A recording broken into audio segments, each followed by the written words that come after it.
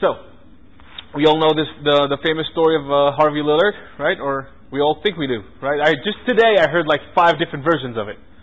Okay? Here's what I know. Harvey Lilard was a janitor. He bent down, he got up, he heard a crack in his back, he lost his hearing. I don't know if completely or partially, but didn't hear very well. About 17 years later, he was working at D.D. Palmer's building. D.D. Palmer was a magnetic healer, right? And then he talked to him and he said, you can't hear very well. What happened? He told him that. He looked at his back, he saw a bump. Put him on the floor, went like this on the bump, or like this, or like that, I don't care. Pushed on the bump, and 2 or 3 times later, Harvey Lilard could hear again. So I heard the story that it was T3, that he adjusted T3. So which nerve goes from T3 to the auditory system? Sympathetic. Which nerve goes from the T3 to the auditory system? Sympathetic doesn't go to the auditory system. Okay, so let's try a different version. Another version he adjusted C3, not T3. So again, which nerve goes from C2, C3 to the auditory system?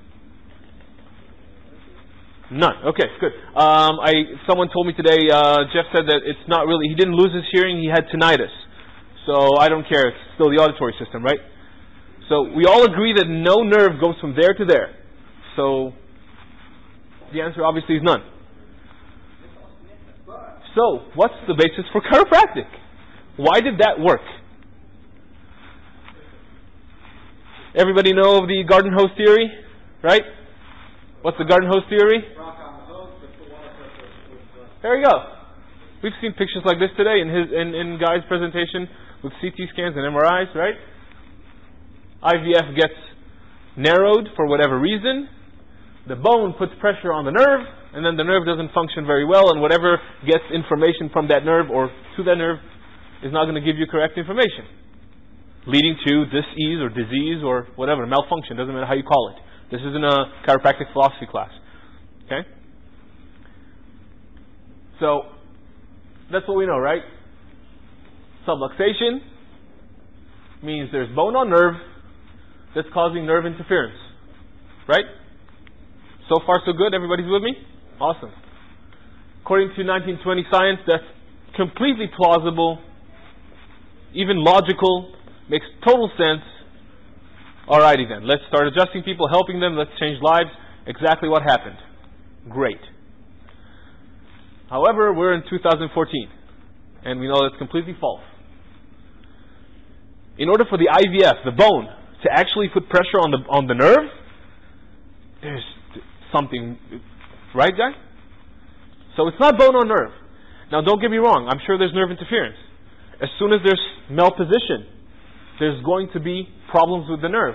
One of my instructors, for example, he wrote a book, I don't know if anybody know William Ruck. Gene obviously knows him. Okay. He did, I think, over 100 autopsies, and then he wrote a book about it with pictures and all that. And what he showed was that if there's malposition, the nerve gets pulled, so it's longer. If you take a rubber band and you pull it, or if you take a nerve and you pull it, the nerve conduction goes down. So there is nerve interference. It's just not bone on nerve. Okay? That's the whole point I'm trying to make here. So, if it's not bone on nerve, what's the basis of chiropractic? Why are we moving bones or adjusting bones if the problem is not the bone? Here's the auditory pathway. Okay? Auditory nerve comes in to the brainstem, goes up through the cerebellum, up to the thalamus, goes to the auditory cortex. So this is the auditory pathway.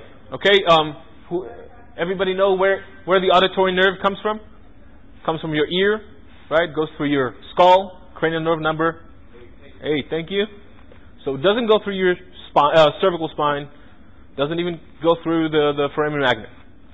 Okay, so again, C3, T3, I don't care. They don't go there. Okay, this is just to show you that even though the cerebellum wasn't on the other picture, there's a whole lot of cerebellar function associated with auditory function. Okay, a whole lot. So, in summary, sound stimulus goes through cranium of 8, goes to the medulla, the brainstem, okay, thalamus, cerebellum, cortex. Okay? Again. Well, the brainstem does go down to C2. That's not accurate. There's a portion of the medulla that go down to C1, C2 if you would, but bottom line, first of all, cranium of 8 doesn't go there. Okay? It's in the pons, or the lower part of the pons and the upper part of the medulla, if you would. So, hold on. That goes with cranium of 8. Doesn't go through the cervical spine. Hold on. Autonomic. I meant autonomic. Okay. Some of the sympathetic chain goes up through the Galgula. It still doesn't go through any nerve. It goes with the arteries that go in there. But bottom line, it does not go through the spine. So I'm asking again, why are we adjusting the spine? Supposedly to affect problems just like this, because we've all had people with problems like that.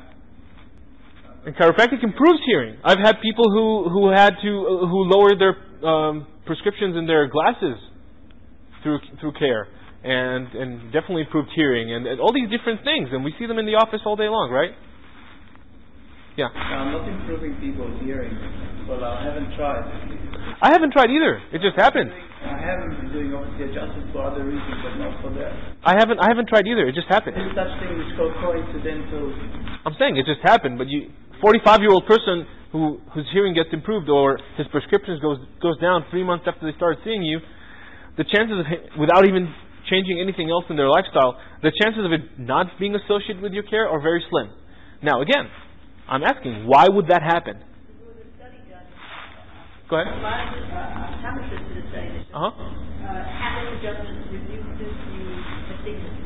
Okay. So, right. It's. Well, if you look at the trapezius, that basically affecting trapezius, which is functionally also with the SCM. With the SCM, when you injure the SCM, we know that it affects. You can have tinnitus. So maybe that's the reason. Why? SCM has nothing to do with the hearing, auditory process. I'm not disagreeing with you. I'm just asking why. Okay, explain to me the mechanism, and this is the whole point of this discussion. Explain to me the mechanism. Okay. Changes the pressure within the eustachian tube, which may have a why? Why? How does atlas rotation changes the pressure inside the eustachian tube? Pressures on the wall. Eustachian tube, the muscles around. The eustachian tube and the atlas have no adjacent walls anatomically. The eustachian tube is at the end of your external meatus, however that's pronounced. No. Yeah, but the atlas and that have no adjacent walls. There's the skull, there's the occiput in the middle, and the temporal bone. It's in the temporal bone. So the occiput is separating that. So reflex changes in the muscles. Reflexes. Now you're talking a neurological pathway, and that's great. But I'm still looking for the simple. I have a subluxation. Let's do, and that'll fix it. Okay. Everybody agree that doesn't work. That it just doesn't hold. It doesn't hold. That explanation just doesn't hold. In Hebrew, doesn't hold water. I don't know. Does that work in English too? Yeah. Okay. Came from English, really? Okay, cool. So, chiropractors adjust the nervous system. Okay? A couple of times I've heard from chiropractors that we're really an orthopedic profession. So, again, my question, and I didn't see Yoav, I had a conversation about that with Yoav. If that is true, how can you, as a chiropractor, change an orthopedic problem? Okay? You have an answer for that? You specialize in neuromusculoskeletal system. You change function, you cannot change orthopedic structures. Okay, how do you change the function? Change the function by changing the local muscle tone, working on reflexes. Okay. Change function by improving blood circulation or reducing. How do you improve blood circulation or reduce blood circulation? Reduce blood circulation, you do that by vasoconstriction. How do you get vasoconstriction? You can play with electrotherapy, you can play with ice, you can play with immobilization. Okay. So external, passively changing it. Okay. No, but all passive is still Okay. And under all of that, the control comes from the nervous system. Okay, so does anybody have a problem with this sentence right up there? We adjust the nervous system? Does anybody not agree with that? That what we do is not nervous system associated? Even though we work with the musculoskeletal system? Okay. So my question is again, how? Just like it said. Well, we adjust the spine, right? What does that do? We stimulate mechanoreceptors. We stimulate mechanoreceptors in the facet joints, and we stimulate mechanoreceptors in your multifidi muscle, in your rotator muscles, in your bigger muscles. Not as much, but in those as well. We actively move the bone. Even if you use an activator, you actively move the bone a tiny bit, and then you also affect the nerve endings in the disc. You affect the skin. Okay. Even if you don't really touch them, there's still the electromagnetic effect from your skin or from your body to their body. That's the basis of healing and Reiki and all these guys. So, just by touching them, you made a change. Question is it a lasting change or not? But that's a different. We'll get to that later. But we stimulate mechanoreceptors, and we do really two things. We fast stretch muscles, fast stretch the muscle, and we gap joints. That's the spinal adjustment. That's the two main things that a spinal adjustment does. I'm not talking about things like SLT or network right now. Those, I think, have a different mechanism. I'm talking about the classic chiropractic, and again, I don't care if it's Gonstead or diversified or drop or activator. Okay? High velocity, low amplitude thrust.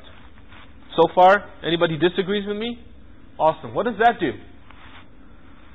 You increase spinal stability because fast stretching the muscles has an effect of what's that? Of normalization of tone. It kind of resets the tone. Okay? And if we reset the tone for the small muscles, the multifidi, the rotator brevis, the rotator longus, we stabilize, or we are improving the body's ability to stabilize the spine. And like we saw in Victor's example, if the spine isn't stabilized, nothing's going to work, right? He's going to lift his hand like that. It's not going to work. Something's going to break down. If we improve joint function, and there's studies that show that when you adjust people, you increase that gap, and then that joint can move much better. We decrease back pain and neck pain, and we improve overall musculoskeletal function, right? That's what you said. This is how we do that. Okay? We increase stability and we improve joint function. Awesome. But that doesn't explain half of the stuff that happened with chiropractic care. Right? Even if you specialize in musculoskeletal problems. I have a patient who came to me because she couldn't walk down the stairs without holding on. She couldn't walk without a cane. And we started working, and after 6 months she could do everything. Oh, but now the noises in classroom and don't bother her. After 50 years. She was 56. Okay? Or her daughter's scented candles don't bother her anymore. She finished with that like 10 years before. Okay, so I didn't aim for that. It just happened through care. So again, we adjust the nervous system, but how? Well, we already said that we're fast stretching the muscle and we're gapping the joints. So what happens more neurologically? You said we change the tone. We change the alpha and gamma motor neuron function. When we do a fast stretch, we reset the gamma motor neurons. The gamma motor neurons are in charge of tone. Not motion, but tone. Okay? Alpha motor neurons are in charge of motion. But we change their function. We activate them. We make them more stable. We make them more functional. Okay? We stimulate spinocerebellar pathways. Spinocerebellar goes from the spine to your cerebellum, and then it goes from there to your brain through the thalamus. Okay? This is a very, very important pathway. And we activate it by stimulating these mechanoreceptors, and that gives us increase in cerebellar and thalamic and cortical activation. Not just local joint changes, but central changes. That gives us improved cortical integration and function. Integration is the word here. If we enable the brain to integrate different parts better by improving the connectivity, the connections between different areas, that's where we really achieve long-lasting changes. Okay? That's how we make an athlete better. That's how we get an ADHD kid to do better in school. That's how we get someone with chronic pain syndrome to get over their chronic pain syndrome. If you improve their global cortical integration, because if their cortex doesn't perceive the pain, then they don't have pain anyway. But obviously their perception of pain is off. Okay? That's just an example. Bottom line, what do we get? We get, from that, we get improved top-down control and activation. Someone talked to me on the break, during the break about, I think it was you, about digestive issues. So we have to look at their T5 to T9. Maybe they have a T5 to T9 problem, and the nerves that go from there to their intestine or stomach are not delivering the proper information. They can have a disc herniation there, they could have a whatever. But maybe it's just their cortex, their brain, is not issuing enough top-down control through probably the autonomic system. Okay? So this is the mechanism through which all of the stuff that you don't exactly know why they happen, this is how they happen. Okay? This is how they happen. You change brain function and local function in the spine and in the cerebellum, and then changes happen. So, is a subluxation good or bad thing? Tricky question. It is a trick question. What's a subluxation? Let's assume we all agree about the subject of what's a subluxation. I'll get into that in a tiny bit later. Okay, but bottom line, is a subluxation good or bad thing? It's a question. Answer me, please. Let's just say this. Who says it's good? No, for the patient. I don't care about me. Let's say it's good. Okay, 2 people think it's a good thing. Who says it's a bad thing? 4 people, 5 people, 6 people, 7 people, 8 say it's a bad thing. All the other people think it's what? Grayer. Okay, you're uncertain. That's a good answer, to be uncertain, because it can be either good or bad. So let's see how. So we agree that adjustments change brain function. Anybody disagree with that statement? You don't agree that adjustments change brain function? I can agree Go ahead. that adjustment will stimulate brain function. Okay. I'm not sure it actually changes it, and I'm definitely not sure for how long it lasts for. You're not sure about what? For how long it would last. Oh, okay. Would it be different to have an adjustment compared to just a vibration of the calf muscle? I'm not sure. The answer. Here's the answer. Here's the answer to your question. Either can change brain function. Okay. Either can change brain function with long-lasting effects. Whether or not it will happen depends on the quality of the adjustment, the location of the adjustment, the location of the vibration, the frequency of the vibration, the state of the patient. For one patient, the change will be very short-lived. For another patient, you won't need to do it again ever. That's the difference between a hole-in-one adjustment, if you would. You adjusted with someone one time and you solved their problem, and someone you need to see them 20 times. That's one of the differences. Okay, for the same problem with the same presentation. Okay? But there are studies after studies show that spine manipulation, gapping joints, all these things change brain function. Functional MRI changes, and that can actually be long-lasting. There's another study that shows that you can change the blind spot, your functional blind spot, through adjustments. That's been the fact that it changes. Some other aspect Yeah. The question is that you're probably more knowledgeable in that field and more up to date. I don't know how long it would last. You can't predict that. You can't predict that because your system is different than mine. Your adjustment is different than mine.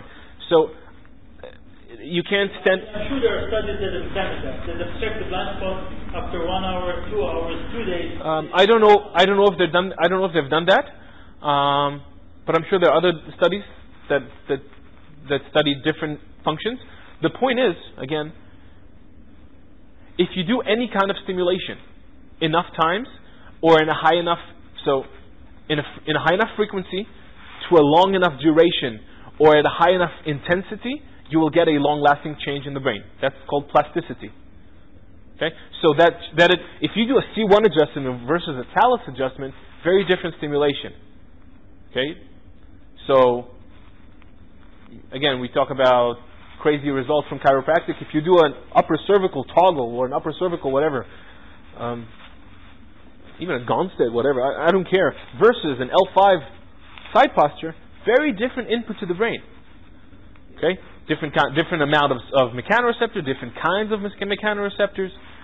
So maybe here you will get a change in one adjustment, and here you'll have to do it 5 times. Maybe here you will get a change, maybe here you won't get a change. Again, that's clinical experience, clinical expectations, and all that. But the bottom line is, you do get a change in brain function. You might need to do it 5 times, or 20 times, I don't know, but you will get a change in brain function. What's the main function of our brain? Don't be afraid to give an answer. Worst case, it will be wrong. Movement. Okay. Coordination. Anything else? Memory, speech. That's the main function of your brain? The main function. The one thing that you can't live without. That's not in your brain. That's your brainstem. The answer is very simple. Can you walk if you don't know where you are? Yes. No, you'll fall. You'll fall, you run into something, you can't really walk. Can you even use your facial expressions if you don't know where your head is, where your ears are, where your eyes are, where your cheeks are? Can you? Okay? The main function of the brain is to answer these 2 questions. Where am I in space? Where is space in relation to me? Once you can do that, answer that, then you can do all the other stuff. You can move, you can think, you can talk, you can laugh, you can feel. You can feel yourself, you can feel the world. Okay? Those are very basic. What is this in Hebrew or in English? It's facial awareness. You have to know where you have to be able to orient yourself. And what's the one thing that allows us to orient ourselves? A blind person doesn't have a brain? No. But is your vision the only thing that allows you to orient yourself? So, I'd like you to answer those questions. Where am I in space uses your hearing, your cervical muscles, your joints, your feet, your ears, your inner ear. If you take them to space, if you take someone to space, a blind person still has inner ear function. If you take someone to space where there's no gravity, and you leave them there for 3 months, do you think their brain function will be as good when they come back? The answer is no. Not only that, astronauts have a tendency to develop dementia. If you take a newborn child, okay, and you take them into space, they will die. They will not develop. If you take a cat and you never let them step on the ground, for example, they'll be blind. They won't develop vision. Okay?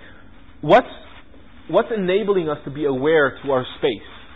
What force? Gravity. Okay? So, is there joint fixation in subluxation? Pretty much by definition. Is it a good thing or a bad thing? The answer is sometimes it's good, sometimes it might be bad. For example, what do you need? You might need some forced stabilization. Would you might need forced stabilization? Let me give you an example. I have an injury. Okay, I fell down or I had a car accident. And now, information coming from my C2, C3 facet is giving me headaches. Or is too much information for my brain to process right now. Is it a good thing to have a subluxation there? Hell yeah.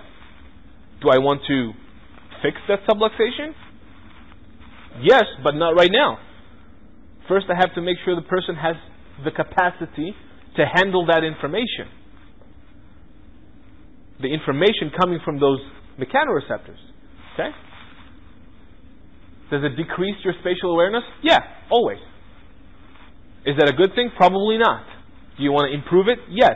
But again, you have to remember, is it good or bad? Sometimes it's good, sometimes it's bad. It's good to have a tool, and I don't care which tool you use, to allow you to separate the two. And that's, in my book, Metabolic Capacity. Can that person's brain handle that information? Can his neurons survive the bombardment that comes from a spinal adjustment? Or from walking, for that matter. I had a patient who the only thing she could handle without exceeding her metabolic capacity, and I'll give you a tool how to determine that in a second, was if I moved her ankle like this when she was lying down in the dark with her eyes closed. That's all I could do for the first 2 sessions, was move her ankle. Second session, I moved her knee as well. because her metabolic capacity was so horrible that anything else would have made her worse. So, metabolic capacity is determined by the capacity of the neuron to use their sodium-potassium pumps to create ATP. If the neuron has enough ATP to handle all that information, pass it along, use it to grow stronger, to make proteins and all that, then your input was good. Your adjustment would be fruitful. If not, you'll probably make them worse. Yeah. Just speak up so I can hear you. For her, I put her on the table, I taught her how to breathe, do some abdominal breathing, decrease her heart rate, get some oxygen to her brain. Then again, gave her just those passive motion of the ankle. That was all the stimulation, the mechanoreceptor stimulation that she could handle. Slowly we worked that up. We did her ankle, then her knee, then her hip as well. Then we did her hand as well. We started with some finger adjustments. Today she can handle pretty much anything you can throw at her. But, yeah. So, adjustments is a very high stimulus. We use the spine. We use the small muscles of the spine. Why is it such a high stimulus? Why is it such a high metabolic demand? We'll see that in a second because the answer is not now. But it can result in immediate and lasting change in the brain. We already talked about that. Okay? So again, is a subluxation a good or bad thing? That's something you have to determine with every patient and every adjustment you give them. Before you adjust them, you have to think, should I adjust that segment? So what's the basis for chiropractic? Here it is. The nervous system is definitely the first system to form in an embryo. As a system, not as a collection of cells, but as an actual system. It forms from the bottom up. Means first you form your spinal cord, your brainstem, your cerebellum, and only at the end do you form your cortex. And if we talk about your frontal lobes, those aren't fully formed until you're in your 20s. Okay? That's why, what's that? That's why teenagers are still idiots. No. What? Well, no, some people don't have a personality when they're in their 50s, but that's a different issue. The main driving stimulus, as we said, is resistance to gravity, which is why the subluxation or the adjustment is such a powerful stimulus, because we work on those systems that resist gravity. The only reason we develop as humans is because we resist gravity. That's why motion is so important. You all have heard the phrase, motion is life, right? If you don't move, you don't resist gravity. If you don't resist gravity, you don't activate your brain. It's as simple as that. So we work on those systems that activate and resist gravity the most. Those small muscles of the spine, those mechanoreceptors. That's why it's such a powerful, and that's why in answer to Guy's question before, I think an adjustment is much more powerful than vibrating the foot or the ankle. But if you vibrate C1, you get a very powerful stimulus. That's what they do in what's it called? Not Nuka, the other one. What's that? The one with the machine. Never mind. No. Anyway, what's that? No. Maybe I'll remember. It makes a sound, really. There's no force. It makes a sound, and then that vibration is supposedly moving the atlas. But that's part of why it's so powerful, because the vibration in the C1 is very powerful. So, who said it's so powerful? Who said it's so powerful? Who said that it's so powerful? If results, clinical results. Yeah. That's what I meant. From what? From the Journal of Scientific Research? No, I'm talking clinical results right now. I'm not talking about the amount of information. I'm just talking, that's why they have clinical results, most probably. Because even vibration here is very powerful versus vibration somewhere else. So once your nervous system is formed, most of its function is top down. Okay? The brain controls everything else. We all know that it has to go through the spine. That's for sure. But every function in the body is a result of the functionality of your brain, and that's why chiropractic works, because we work with gravity, we affect the brain, and then we can affect anything and everything else. Peripheral interventions have central effects, and central interventions have peripheral consequences. Okay? That, if you would, this sentence here is kind of the pin cycle explanation, if you would. Only it's a little more. The safety pin, yeah. What did I say? The pin cycle? The safety pin cycle, yeah. That's kind of it, if you would. That's the only old-time explanation that is actually, has some merit to it. Just a little more complex. So, should we correct subluxation? What is a subluxation? I told you I'll touch on that. It's a biomechanical, neurological, chemical entity. Dysfunction. There's a biomechanical problem there. There's a neurological involvement. There's always some chemical involvement there. Again, there are benefits to it. There are drawbacks to it. You have to determine which one it is. If there's only drawbacks, fix it. If it's beneficial, maybe you should leave it alone for a while. Visit it again in a couple of weeks. Do something else. So, adjustment when metabolically appropriate, and the best test for that is your autonomic function. Okay? When you exceed someone's metabolic capacity to handle information, their autonomic system, specifically their sympathetic system, is going to escape. The brain's ability to dampen sympathetic function is going to disappear, and you'll have sympathetic signs. Okay? When you exceed their ability to handle the information, the brain's ability to inhibit sympathetic function will decrease, and the sympathetic function will appear. So if you want to make sure if your patient is able to handle what you want to give them, check autonomic functions. So check their sweat. Do they sweat in their palms, in their feet, in their face? Have you ever given someone an adjustment and then their face started sweating? Yeah? You probably did a little bit too much. Tiny bit too much. Okay? That woman I was telling you about, if I tried to have her lay on her back with her eyes open and do that in her ankle, she broke out sweating. If I turned her over and had her close her eyes, she didn't break out sweating. Okay? Sweat. Bilateral blood pressure. It gives you two tools. One, you don't do it all the time, but it's a nice tool. First of all, if you exceed someone's metabolic capacity, so that's good for you guys working in a hospital, you can do that. The blood pressure will spike. And if you see a difference from side to side, then it's also telling you if there's an imbalance in their brain function.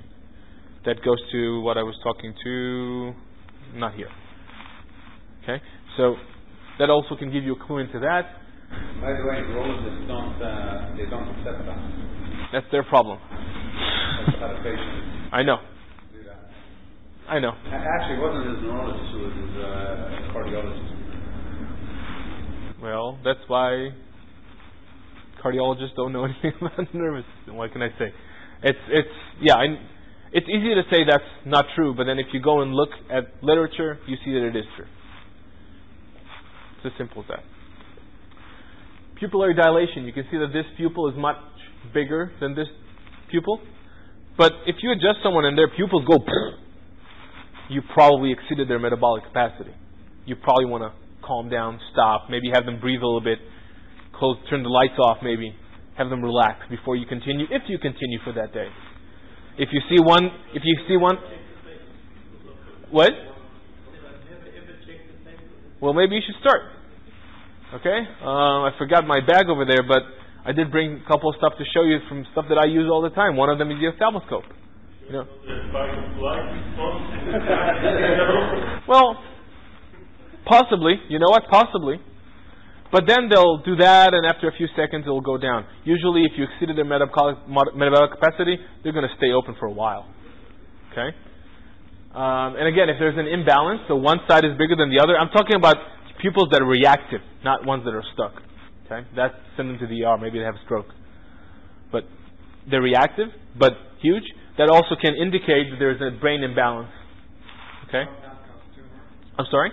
Or a Pancoast tumor. Or a Pancoast tumor. Yeah, everything sympathetic can point to that, but sweating in the palms will not be due to a Pancoast tumor. Or the feet. Okay? and they'll have ptosis, not pupillary dilation.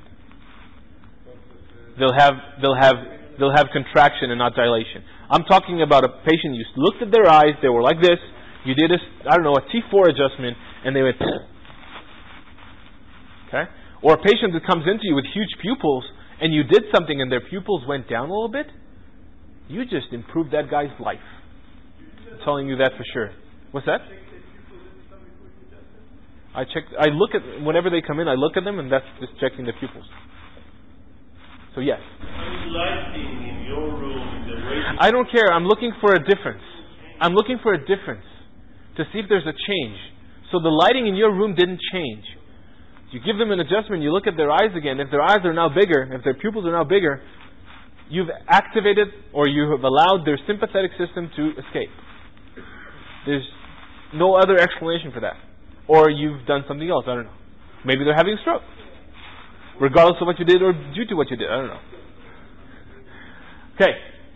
Another thing is obviously heart rate. You can have them wear one of these pulse ox. I have one of those too if you want to see it. Just put them on their finger. You can keep it on their finger as you work on them. And then you can look at their heart rate. Okay, that's the heart rate right there. If it goes up, you've probably exceeded their metabolic rate. You can look at their O2 saturation. If it goes down, you've probably exceeded their metabolic rate. If there's a difference between side to side, again, it tells you a little bit about their brain down.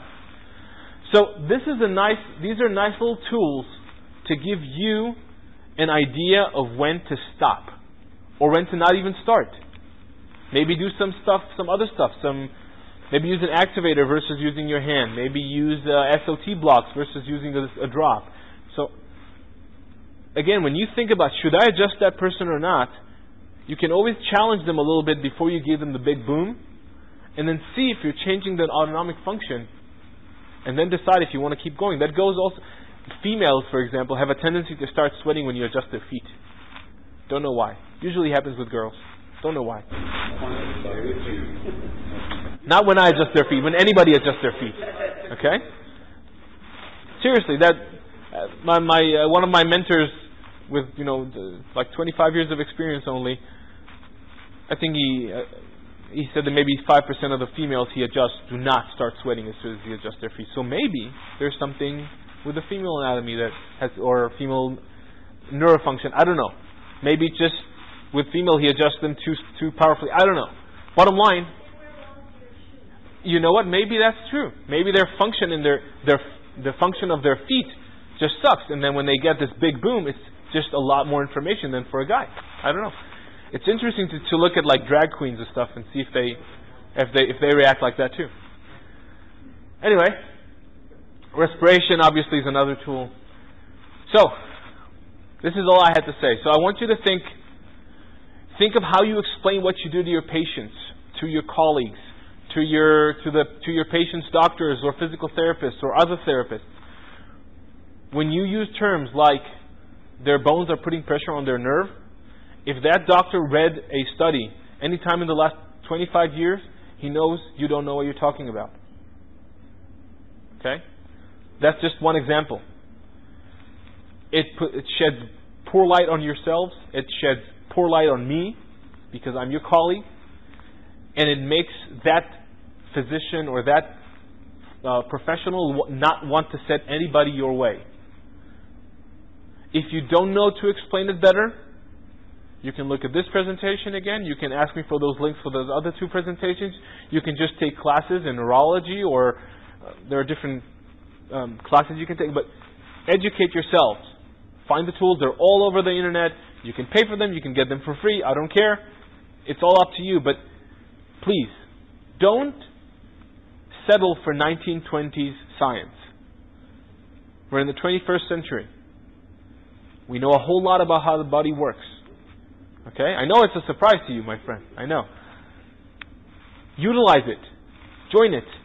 Okay, I went to the Neurology Association update conference yesterday. They had 6 presentations. 3 of them, until they got to the clinical application, which was not chiropractic, was totally chiropractic and neurology. Completely.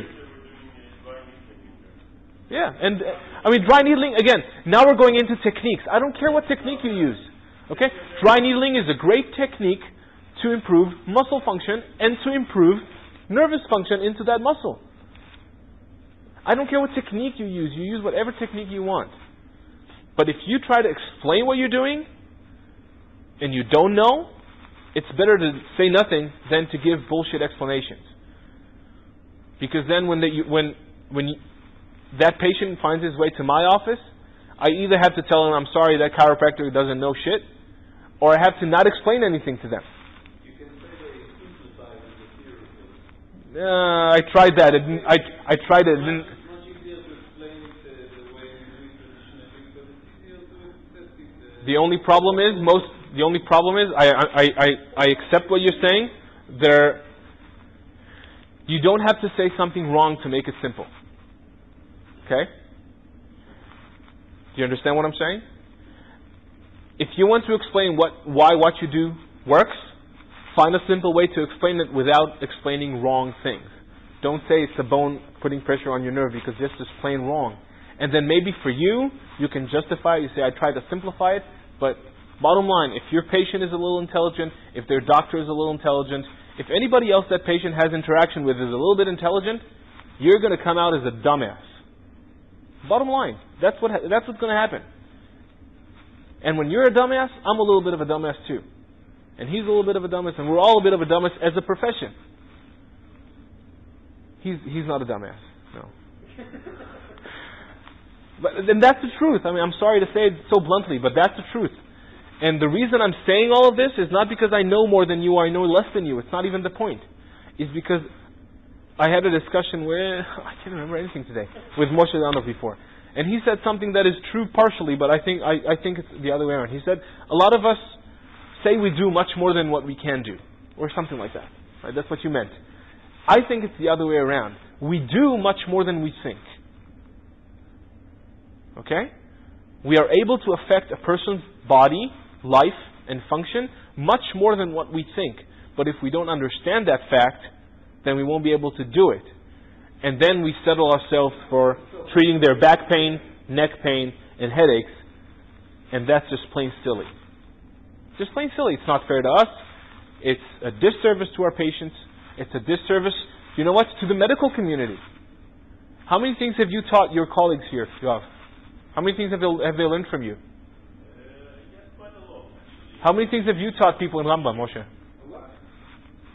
I just went to that conference yesterday, and I told them a couple of things about what I do, and they said, what do you mean? Does that work? I said, yeah, it works. How does that work? And I was like, I had to explain to them how it works. And these guys are neurologists. Stop seeing them as enemies, and we should start to cooperate. We do different things. Like I said before, everybody has tools. My tools are different than Victor's. And so I can achieve results that Victor can't. But Victor's tools are also different than mine. So he can achieve results that I can't. Same goes to the orthopedic surgeon. Same goes to the neurologist. The only question is, do they actually utilize those letters in front of their name, or letter? I don't care which doctor they are. But there's one sentence I heard my dad say after a conference. He said, the lecturer stood up there and he asked, so who knows why you have those doctor degree in front of your name? So what's the answer to that question? Why do you have it? Why are you a doctor? Why are you a doctor? To think. Not for prestige, not to treat people, not to teach them anything. To think. Being a doctor enables you to treat them. It enables you to educate them. But you are a doctor, so you'll be able to use your cabeza. If you're not using it, before you adjust people, when you adjust people, when you talk to people, then you're doing yourself and me and everybody a disservice. That's the purpose of this talk. Subluxation, I don't care how you defined it. Personally, you heard my definition, or so. I don't even bother to define it to anybody because it's not the point. Is it good or bad? Check. Should you stop? Check. Do you need to explain something to your patients? Figure out how to do it in the most correct possible way that they can understand. If you can't figure it out, give me a call. I'll help you out.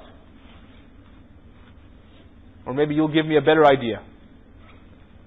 Okay, but do me a favor. If you don't know, go learn. If you think you do know, think about it again, because there's always something new to learn. Okay?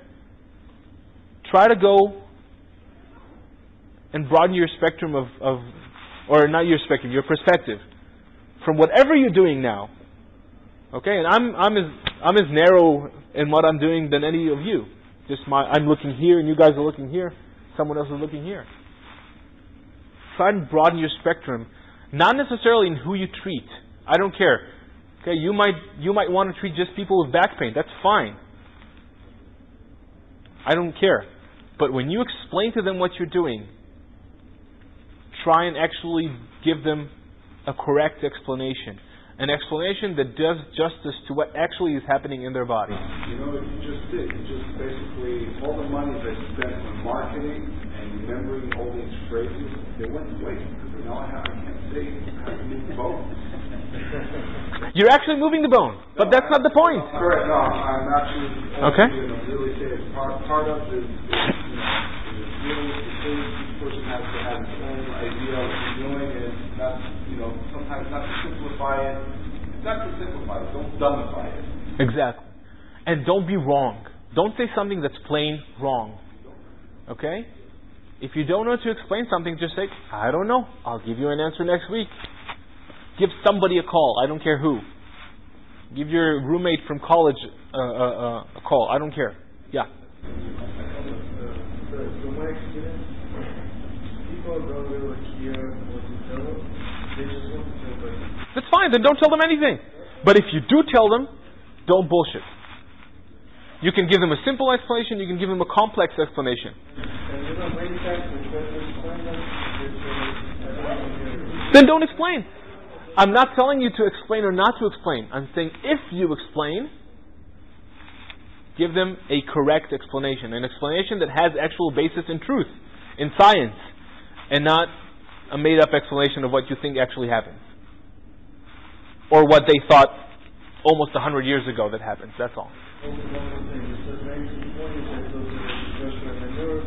Now they think it's a differentiation. 100 years from now, there will be another debate. Fine and dandy. You know what? That's fine. I'll tell you what. I took a class by Ted Carrick in 2009. And then my friend took another class in May of 2010. It's the same class. And he asked in that class, so who was here in my class in San Francisco? And like 15 people were in both classes. Remember what I told you about this and that? Forget it, it's not true. 2 studies came out during the last 6 months that proved it's like that. So it's not exactly not true, it's just not accurate. You know what, that's fine. You go by the science of the day. In 1920s, this is what they knew, and that's fine. But you, today, cannot say that what they said in 1920s is true. It's just like saying that the world is not round. Because the church said so in 1600s.